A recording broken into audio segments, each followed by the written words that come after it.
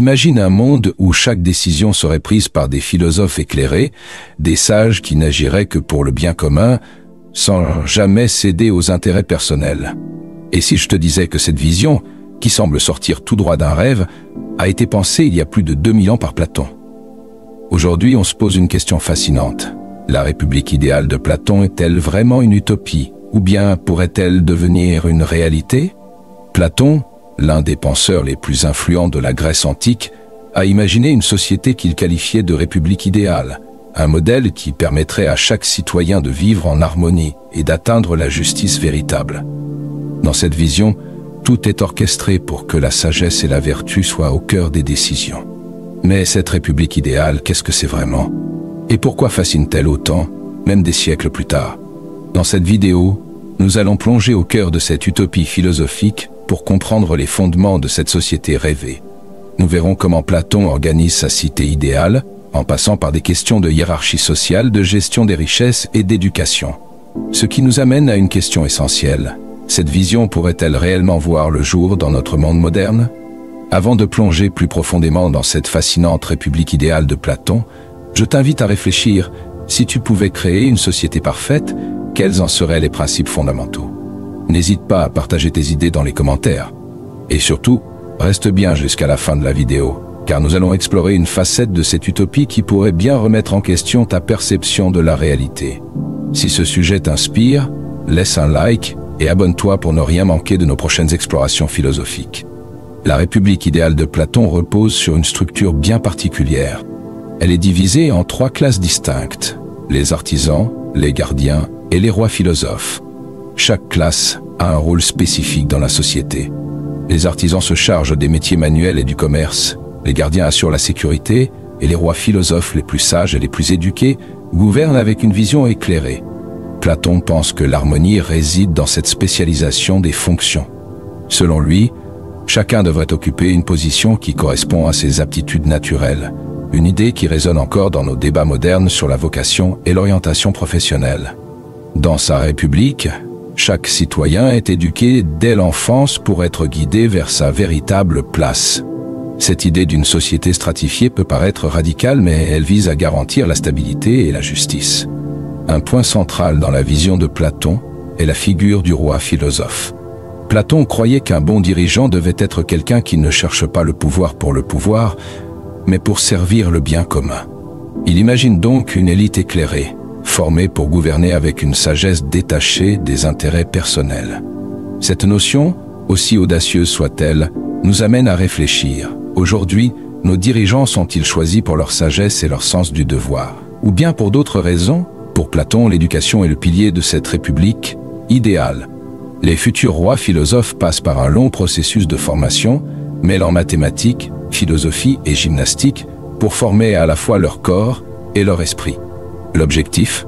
Former des individus équilibrés, capables de saisir les vérités fondamentales et de prendre des décisions justes pour le bien de tous. Mais dans notre société moderne, une éducation si exclusive serait-elle viable? La République de Platon nous pousse à nous interroger sur le rôle de l'éducation dans la formation des leaders de demain. Platon introduit également une idée surprenante: l'abolition de la famille privée pour les gardiens et les rois philosophes. Il pense que l'attachement familial pourrait nuire à la justice de la cité, car les individus seraient tentés de privilégier leurs proches au détriment du bien commun. Dans sa République, l'éducation et le soin des enfants sont pris en charge par la communauté pour que chaque membre des classes dirigeantes soit totalement dédié à la société dans son ensemble. Cette vision radicale a souvent été critiquée pour son manque d'humanité, mais elle soulève une question intrigante. Jusqu'où faut-il aller pour éliminer les conflits d'intérêts? En privant les dirigeants de liens familiaux, Platon pensait pouvoir éviter la corruption et les biais personnels. Mais dans notre monde actuel, où la famille est un pilier fondamental, cette idée semble difficilement applicable. Elle nous amène cependant à réfléchir à nos propres valeurs. Dans quelle mesure acceptons-nous des sacrifices personnels pour le bien commun? Enfin, il y a la question de la richesse. Dans sa cité idéale, Platon propose une répartition des ressources qui privilégie la stabilité sociale. Il croit fermement que les richesses devraient être limitées et contrôlées pour éviter l'émergence de la cupidité et de l'inégalité. Les gardiens, par exemple, n'ont pas de propriété personnelle. Ils vivent d'une manière quasi communautaire, soutenue par l'État. Platon pensait que cela les libérerait des désirs matériels, leur permettant de se consacrer pleinement à leur rôle. Cette vision d'une société où la richesse est contrôlée pour le bien commun est-elle une utopie ou un modèle viable? Aujourd'hui, où les écarts de richesse suscitent de nombreux débats, la réflexion de Platon reste d'une actualité brûlante. Peut-on trouver un équilibre entre liberté atomique et justice sociale? Ou bien, est-ce qu'une telle vision est condamnée à rester une utopie? Dans la République de Platon, la notion de justice est au cœur de tout. Pour lui, la justice ne se limite pas à la simple application des lois. C'est l'équilibre parfait entre les classes et les individus, chacun occupant la place qui lui convient le mieux. Platon croit que la justice émerge quand chacun accomplit son devoir sans interférer dans celui des autres. Cette idée peut sembler restrictive, mais elle propose un modèle de société où l'harmonie collective passe avant les ambitions individuelles. Cela nous conduit à une question centrale. La justice est-elle vraiment possible dans une société où chacun a un rôle prédéterminé? Platon pense que l'équité vient du respect des compétences et des prédispositions naturelles de chacun. Mais cette vision pose aussi des questions éthiques. Peut-on limiter le potentiel de quelqu'un sous prétexte qu'il est né avec certaines aptitudes? Et comment mesurer avec certitude ses capacités pour éviter les erreurs et les injustices? En fin de compte, cette république idéale soulève un paradoxe fascinant. D'un côté, elle semble offrir un modèle de société ordonnée et stable. De l'autre, elle pourrait être perçue comme oppressante, une société où la liberté individuelle est sacrifiée au profit de la collectivité. Ce qui semble être une quête de justice pourrait en réalité transformer la société en une cage dorée, où chaque citoyen est enfermé dans son rôle. Platon nous pousse donc à réfléchir aux limites de l'utopie.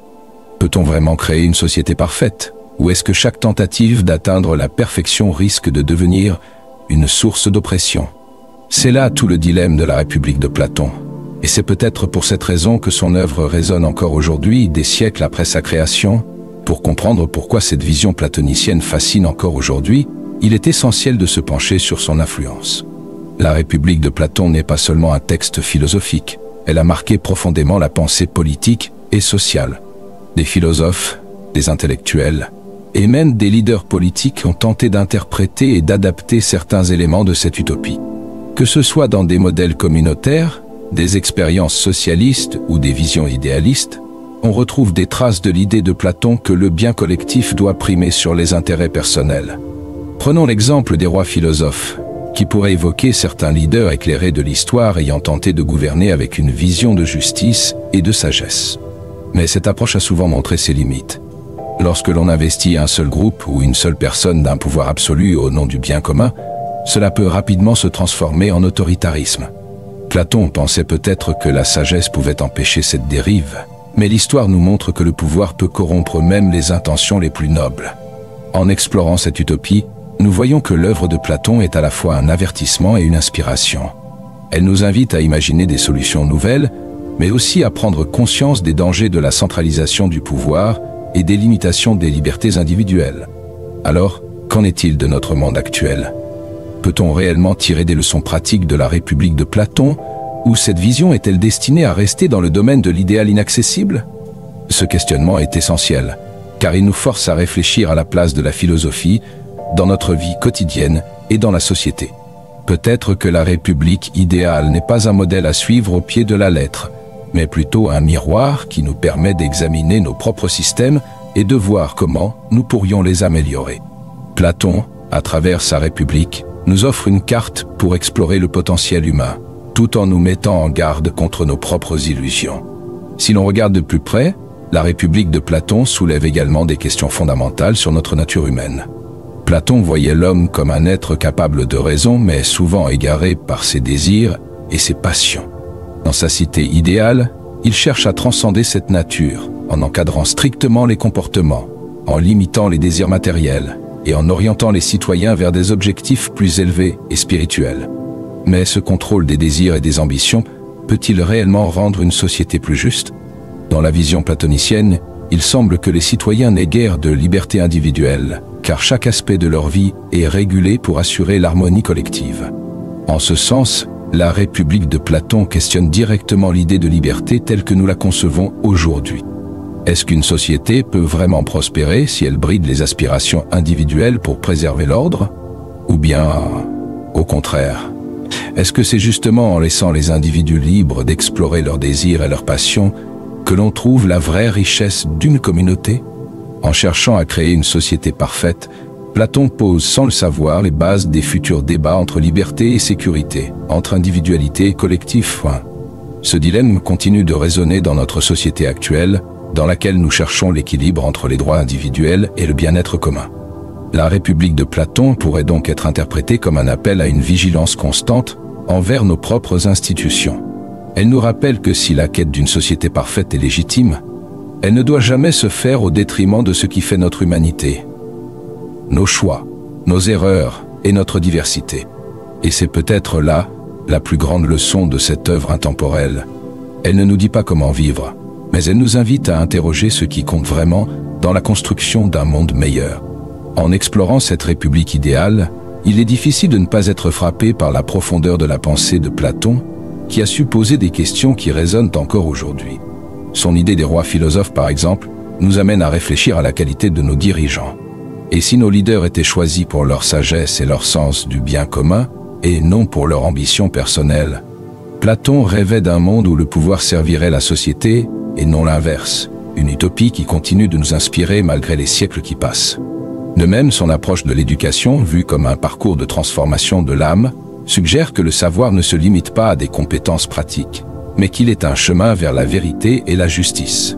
Cette vision nous pousse à nous demander si, dans notre monde moderne, nous avons gardé ce sens noble de l'éducation, ou si nous avons perdu de vue l'essentiel en cherchant l'efficacité à tout prix. Enfin, la vision radicale de Platon sur la famille et la propriété nous amène à une réflexion audacieuse sur les liens entre attachement personnel et bien commun. En privant les dirigeants de liens familiaux et de biens, il voulait créer une société libre de favoritisme et de corruption. Même si cette idée semble extrême, elle met en lumière l'importance d'un leadership désintéressé et nous pousse à questionner les fondements même de nos sociétés actuelles. Alors, après avoir exploré la République idéale de Platon, qu'en penses-tu? Penses-tu que certains aspects de cette utopie pourraient vraiment fonctionner dans notre société actuelle? Ou bien est-ce que ce modèle te semble trop éloigné de notre réalité? J'aimerais beaucoup connaître ton point de vue. Laisse un commentaire pour partager tes idées ou tes impressions. Et si tu as des exemples concrets, des expériences ou des réflexions personnelles sur le sujet, n'hésite pas à les partager. Cette discussion est aussi la tienne, et j'ai hâte de lire ce que tu as à dire. En fin de compte, la République de Platon est bien plus qu'une simple description d'une société idéale. C'est un miroir tendu à notre humanité. Platon ne cherchait peut-être pas à créer un modèle parfait à appliquer, mais plutôt à nous interroger sur nos propres valeurs et sur les sacrifices que nous serions prêts à faire pour atteindre la justice. Sa vision nous invite à nous demander: sommes-nous prêts à renoncer à certaines libertés pour garantir le bien-être de tous? Ou bien, est-ce que cette quête de perfection mène inévitablement à des compromis inacceptables? Peut-être que le véritable enseignement de la République n'est pas dans les détails de sa structure, mais dans l'appel qu'elle lance à chaque génération pour examiner ses propres institutions, ses propres valeurs et les limites de son désir de perfection. En cela, Platon nous tend une invitation intemporelle, celle de repenser constamment le monde dans lequel nous vivons et de ne jamais cesser de chercher un équilibre entre nos idéaux et notre réalité. Nous avons traversé les fondements de la République idéale de Platon, exploré ses classes sociales, son éducation philosophique et cette vision fascinante des rois philosophes. À travers cette utopie, Platon nous pousse à réfléchir à la notion de justice, au rôle de l'éducation et à l'équilibre entre les intérêts individuels et le bien commun. Cette vision, bien qu'utopique, a traversé les âges et continue de nous questionner sur ce qui fait une société juste et harmonieuse. Peut-être que la République de Platon n'est pas un modèle que l'on doit adopter, mais un idéal qui sert de guide, une référence qui nous incite à faire mieux, à toujours viser un équilibre plus grand dans nos propres sociétés. En fin de compte, cette réflexion est un voyage autant qu'un objectif, et c'est en posant sans cesse ces questions que nous avançons. Si cette exploration de la République idéale de Platon t'a inspiré, pense à t'abonner pour découvrir d'autres réflexions philosophiques qui touchent à des questions profondes et intemporelles. Chaque vidéo est une invitation à réfléchir ensemble et à explorer les grandes idées qui continuent de modeler notre monde. Et si tu veux aller plus loin, n'hésite pas à partager cette vidéo avec d'autres passionnés de philosophie, ou simplement avec ceux qui, comme toi, aiment se poser des questions. Merci d'avoir pris le temps de regarder cette vidéo jusqu'au bout. Abonne-toi, laisse un commentaire, et retrouvons-nous pour la prochaine exploration philosophique.